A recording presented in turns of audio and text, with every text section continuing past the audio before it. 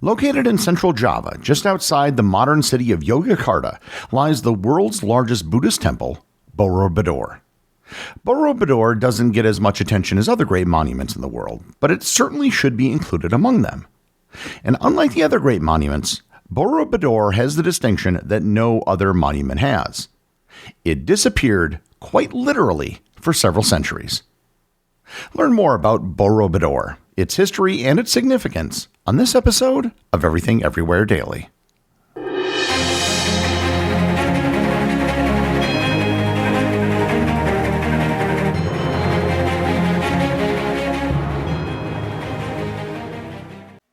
This episode is sponsored by Quince.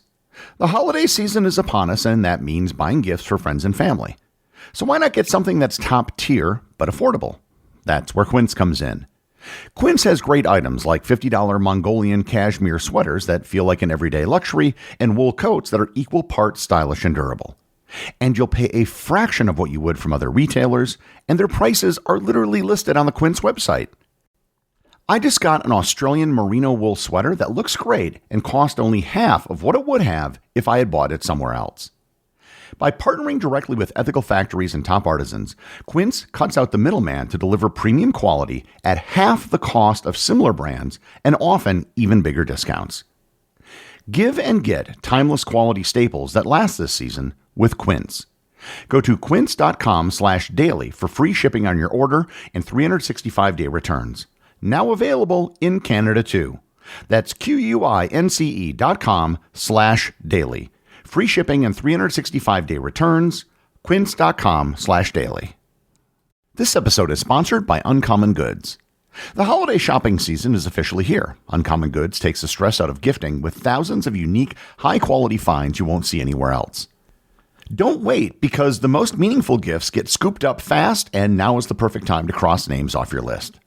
Uncommon Goods looks for high-quality, unique products, often handmade or made in the United States. Many are crafted by independent artists and small businesses, making every gift feel meaningful and truly one of a kind. I've already told you about the cheese board I got on Uncommon Goods, but another cool item I found was a wall hanging made from wood that reproduces the sound wave of your favorite song or podcast. So don't wait. Cross those names off your list before the rush. To get 15% off your next gift, go to uncommongoods.com/daily. That's uncommongoods.com/daily for 15% off. Uncommon Goods. We're all out of the ordinary. There's a good chance that many of you aren't familiar with Borobudur, but you should be. It's one of the largest and most significant religious monuments in the world, but it's often overlooked due to its location. The history of Borobudur dates back almost 1,200 years. The temple was constructed during the height of the Shailendra dynasty's power in central Java, most likely between the years 780 and 840, although some scholars suggest construction may have begun as early as 750. The Shailendras were ardent Mahayana Buddhists who ruled over a prosperous maritime kingdom with strong cultural and trade connections to India and other Buddhist centers across Asia. At the time, Java was a mix of Hindu and Buddhist depending on the region of the island. The monument was built without mortar, using an interlocking system of approximately 2 million cubic feet of stone quarried from nearby rivers. The builders demonstrated remarkable engineering skill, constructing the temple on a hill and creating an elaborate drainage system with 100 spouts to prevent water damage during Java's heavy monsoons. The entire structure was estimated to have taken 75 years to complete and involved thousands of workers, including stone carvers, laborers, and artisans. The temple's design follows a mandala pattern representing the Buddhist cosmos. It consists of 9 stacked platforms comprising 6 square bases and 3 circular terraces, with a central dome or stupa at its summit. The monument measures approximately 123 meters, or 403 feet on each side, and originally stood around 35 meters, or 115 feet tall. Walking the entire circuit of all the levels covers nearly 5 kilometers. Borobudur functioned as a place of Buddhist pilgrimage and likely served as a center for religious education as well. The structure itself is a three-dimensional representation of Buddhist cosmology and the path to enlightenment. Pilgrims would begin at the base and walk clockwise through each level, a process called pradoxina, experiencing a symbolic journey from the realm of desire at the base, through the realm of forms on the middle terraces, to the realm of formlessness at the top. The temple walls feature 2,672 relief panels, including 1,460 narrative panels that tell stories from Buddhist texts, particularly the life of Buddha, stories of Buddha's previous lives, and the pilgrimage of Sudhana, a disciple of the Buddha. These reliefs stretch for the approximately 5-kilometer spiral to the top and represent one of the most complete ensembles of Buddhist relief sculptures in the world. Additionally, the structure originally contained 504 Buddha statues, each positioned according to specific hand gestures corresponding to different directions and levels. Everything I've described so far is just a description of a very large and important religious monument. However, the story of Borobudur took an interesting turn. Sometime around the 10th century, Borobudur was mysteriously abandoned. There are several theories that attempt to explain why it was abandoned. The most accepted explanation involves the shift in political and religious power in Java. The center of Javanese civilization moved eastward, and Hinduism began to supplant Buddhism as the dominant religion under the new ruling dynasties.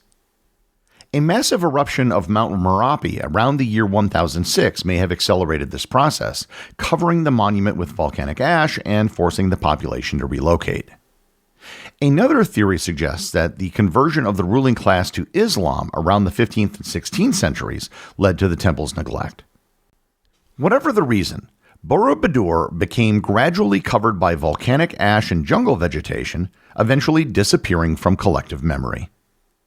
Local Javanese people knew of the site, but it became associated with folklore and was considered unlucky or haunted, which further discouraged visits. The temple remained buried and forgotten for centuries while Islamic sultanates rose to prominence across Java. European travelers occasionally heard of a great monument hidden in the jungle, but these reports were vague and unverified. Borobudur's modern rediscovery is credited to Sir Thomas Stamford Raffles, the British Lieutenant Governor General of Java during the brief period when the British ruled the island from 1811 to 1816. In 1814, Raffles heard reports of a mountain of Buddhist sculptures in stone near the village of Busimi Goro. He dispatched Dutch engineer H.C. Cornelius to investigate, who led a team of 200 men to clear the site over a period of 2 months. Cornelius documented his findings, though the monument remained partially buried. Over the following decades, various officials and scholars conducted further clearing work. In 1835, the site was fully uncovered for the first time in centuries, revealing its extraordinary scale and artistry. Unfortunately, this period also saw significant looting, with many statues and sculptural elements removed by colonial officials, collectors, and souvenir hunters. Some pieces ended up in museums abroad, including the National Museum of Ethnology in the Netherlands. The Dutch photographer Isidor van Kinsberg documented Borobudur in the 1870s, creating some of the first photographic records of the monument. These images sparked international interest and helped establish Borobudur's reputation as one of Asia's great archaeological treasures. By the late 19th century, having been excavated, Borobudur's condition had deteriorated significantly. The structure was unstable, with many stones out of place and vegetation continuing to damage the monument. In 1885, the Dutch government finally recognized the need for systematic conservation and appointed archaeologist Jan IJzerman to conduct a thorough survey. The first major restoration was undertaken between 1907 and 1911 under the direction of Theodor van Erp, a Dutch army engineer with archaeological training. Van Erp's team dismantled and reconstructed the monument's 3 circular upper terraces and central stupa, addressing structural problems and improving drainage. They restored over 300,000 stones, cleaned the reliefs, and documented the entire process photographically. This restoration was considered groundbreaking for its time and saved the monument from collapse. However, Van Erp's work, though well-intentioned, had limitations. The restoration focused primarily on the upper levels, and fundamental structural issues in the foundation remained unaddressed. Additionally, some restoration techniques, viewed with modern knowledge, were not entirely appropriate for long-term preservation. After Indonesia gained independence from the Netherlands in 1945, Borobudur took on new significance as a symbol of national identity and cultural heritage. The Indonesian government recognized the monument's importance not just as a Buddhist site, but as a symbol of Indonesia's ancient civilization and architectural prowess. During the 1950s and 60s, the government conducted maintenance work, but by the 1960s, it became clear that comprehensive restoration was urgently needed. The structure continued to deteriorate due to water seepage, stone displacement, and the effects of tropical weathering. The porous volcanic stone was particularly susceptible to moisture, which caused structural weakness and encouraged the growth of biological organisms. In 1973, the Indonesian government, with support from UNESCO, launched an ambitious international restoration project. This 8-year undertaking, which cost approximately $25 million, represented one of the largest archaeological restoration projects ever attempted in Asia. The project was funded by contributions from multiple countries and coordinated by UNESCO specialists working with Indonesian archaeologists and engineers. The restoration involved completely dismantling and cataloging over 1 million stones from the monument's base and lower levels, addressing the fundamental drainage and structural problems that earlier restorations had left unresolved. Engineers installed a modern drainage system with vertical and horizontal channels, placed stones on concrete foundations when necessary, and created a detailed photographic and written record of every stage. The team also addressed the problem of biological growth by treating stones with chemicals and improving water runoff. Throughout the process, restorers adhered to the principle of anastylosis, using only original materials and methods wherever possible. The restored monument was inaugurated in February of 1983, and Borobudur was designated a UNESCO World Heritage Site in 1991. Since its restoration, Borobudur has become one of Indonesia's most visited tourist attractions, drawing over 3 million visitors annually in recent years. The tourism brings economic benefits but also creates conservation challenges. The constant foot traffic, touching of reliefs, and general wear have necessitated ongoing maintenance and monitoring. The monument has faced various threats in the modern era. In 1985, 9 stupas on the upper terrace were damaged in a terrorist bombing attributed to Islamic extremists, though the structures were successfully repaired.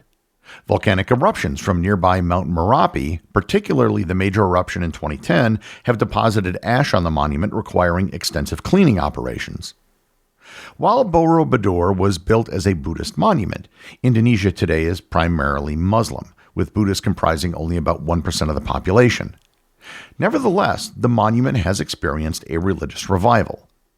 Since the 1980s, Indonesian Buddhists have been permitted to hold ceremonies at Borobudur, particularly during Vesak, the celebration of Buddha's birth, enlightenment, and death. This annual event, held during the full moon in May or June, attracts thousands of Buddhist pilgrims from Indonesia and abroad. The Indonesian government has worked to balance Borobudur's identity as both a religious site and a secular cultural monument. While religious ceremonies are permitted, restrictions are placed on overtly religious activities to maintain the site's character as a place for all visitors.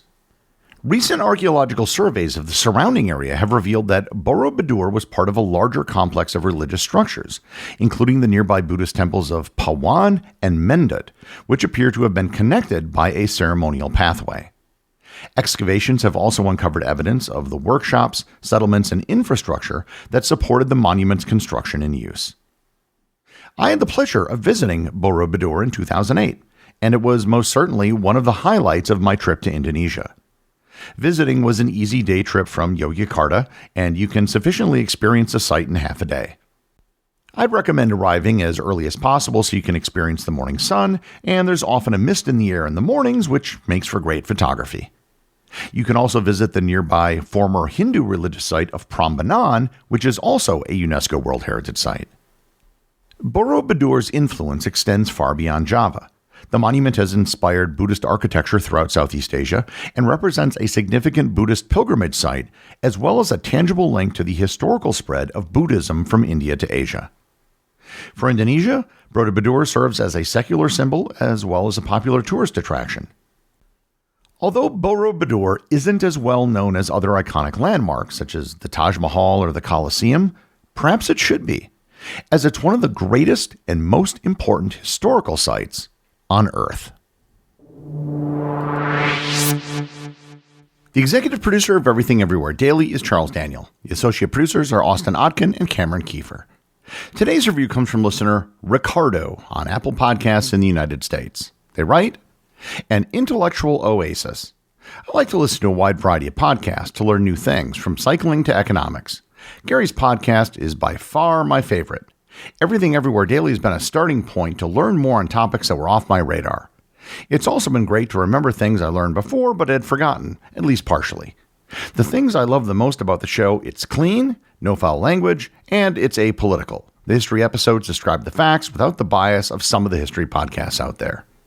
The time allocated to each episode is perfect, and it fits in my daily commute. I still have about 1,600 episodes to go, and if some of these following topics may have been covered already, if they haven't, could they be added to the show? The invention of the derailleur, the St. Patrick's Battalion, the Tordesillas Treaty, why viruses are not living organisms, Greece, cotton, air carriers in Lake Michigan during World War II, and the Polar Bears Expeditionary Force, just to name a few. Well, thanks, Ricardo. You have quite a few recommendations. Some of those are already on my list of potential episodes to do in the future, and some of those I'll look into. And at least one has already been covered in a previous episode that you might not have gotten to yet. Remember, if you leave a review or send me a boostagram, you too can have it read on the show.